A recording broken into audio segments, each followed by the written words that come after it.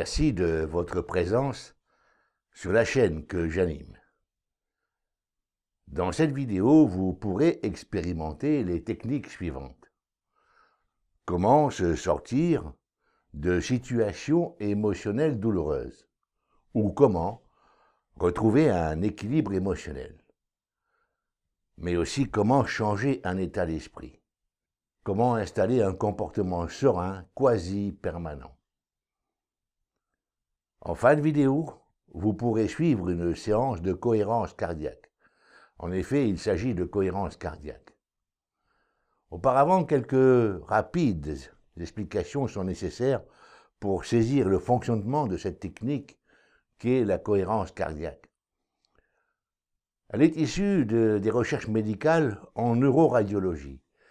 La cohérence cardiaque, c'est le nom qui a été donné à un phénomène réflexe découvert il y a une quinzaine d'années environ. Les recherches ont réussi à mettre en évidence que le cœur et le cerveau battent à l'unisson.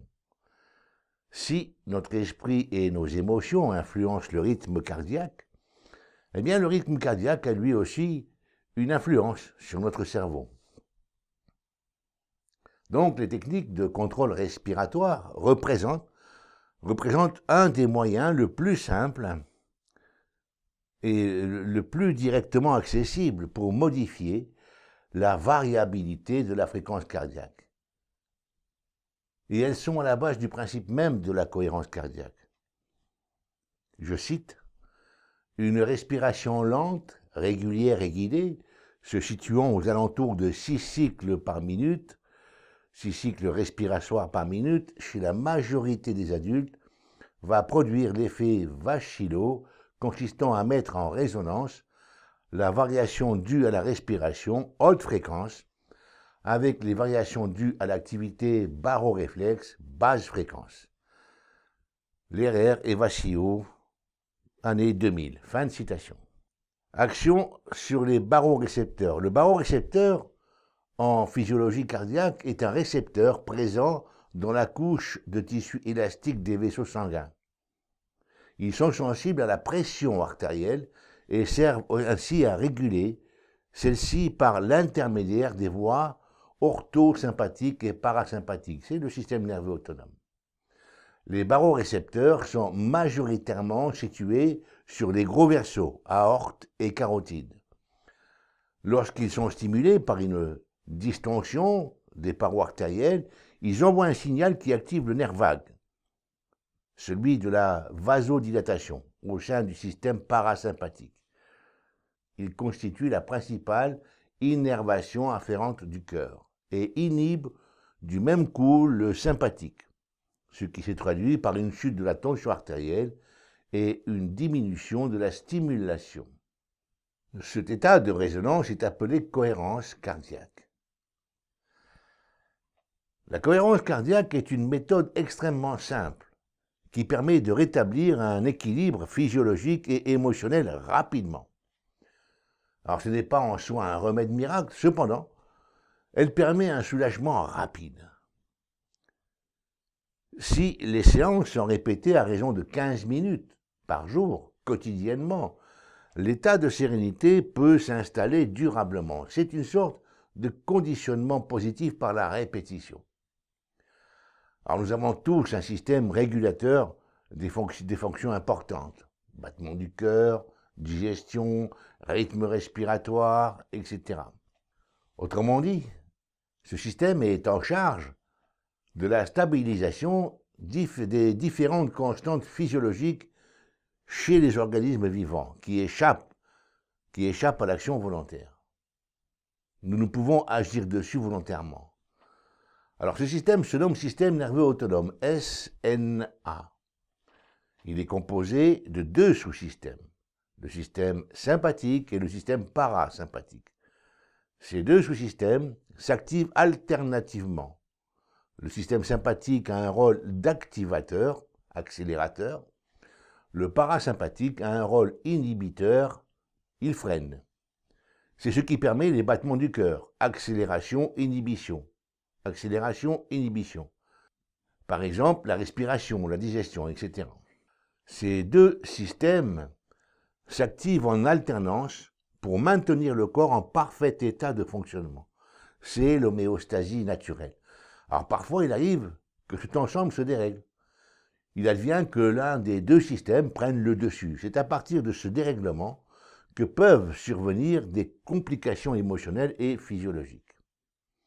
Le système nerveux autonome agit sur les battements du cœur et régule ces derniers en fonction des besoins du corps. C'est un système qui est très souple. Accélération, ralentissement, égale battement du cœur. Les battements du cœur ne sont jamais réguliers. Le temps entre deux battements peut varier en fonction des besoins physiques et psychologiques. Le temps entre deux pics est nommé RR, tel que vous le voyez dans le schéma. C'est un fonctionnement naturel, très souple et bien conçu. Pour mieux comprendre ce phénomène, je vous invite à consulter des ouvrages sur la variabilité de la fréquence cardiaque. Cependant, un dysfonctionnement du système nerveux autonome, du fait d'un dérèglement de la fréquence de la variabilité cardiaque, dérèglement RR, peut être à l'origine d'un stress ayant des conséquences sur l'homéostasie naturelle, et donc génératrice d'émotions. C'est une sorte de dérèglement de l'adaptabilité du corps. Les conséquences peuvent être les suivantes: troubles psychologiques, stress et anxiété, dépression, troubles de l'attention et hyperactivités diverses, addiction, etc. Nous avons aussi des maladies qui peuvent apparaître, maladies coronariennes, hypertension, artérielle, asthme, etc. Ainsi que des douleurs telles que des céphalées, des migraines, mais aussi du diabète. Du diabète fait partie des maladies, cancer et maladies immunitaires, etc. Comment améliorer la variation de la fréquence cardiaque? Il est possible de mettre en place des séances régulières de cohérence cardiaque. Alors c'est une méthode qui permet d'agir sur la variabilité de la fréquence cardiaque, sur le système RR, et d'en augmenter le bon fonctionnement, ou de rétablir le bon fonctionnement. Il est important de savoir que cette méthode doit être associée à des techniques de gestion du stress. Je cite: « Loin d'être une panacée universelle, le biofeedback est une technique de traitement et non ou rarement un traitement en soi. » Cette technique s'appuie sur le pouvoir inscrit dans l'être humain de s'auto-réguler, de s'auto-guérir, de se rééquilibrer constamment. Le biofeedback, par lui-même, ne fait rien à l'individu. Il n'est qu'un instrument qui permet de mettre à profit ce potentiel. Arémon et Arémon, fin de citation. Pratiquer la cohérence cardiaque quotidiennement permet de réguler certains phénomènes physiologiques qui échappent à notre volonté objective. Passons à présent aux différentes vidéos de cohérence cardiaque. Plusieurs séances sont proposées ayant chacune un thème visuel différent. La méthode est simple. Lorsque le baromètre ou la sphère monte, inspirez. Et lorsqu'ils descendent, soufflez. Il est important de suivre le rythme du baromètre ou de la sphère. La cadence respiratoire est calibrée sur 6 cycles par minute. C'est ce rythme, pratiqué durant 15 minutes, qui permet d'atteindre un équilibre cerveau-cœur, autrement dit une cohérence cardiaque et une stabilité émotionnelle. Parmi toutes les vidéos proposées, certaines vous conviendront et d'autres peut-être moins en fonction du thème utilisé. Je vous invite à utiliser le thème qui vous convienne le mieux.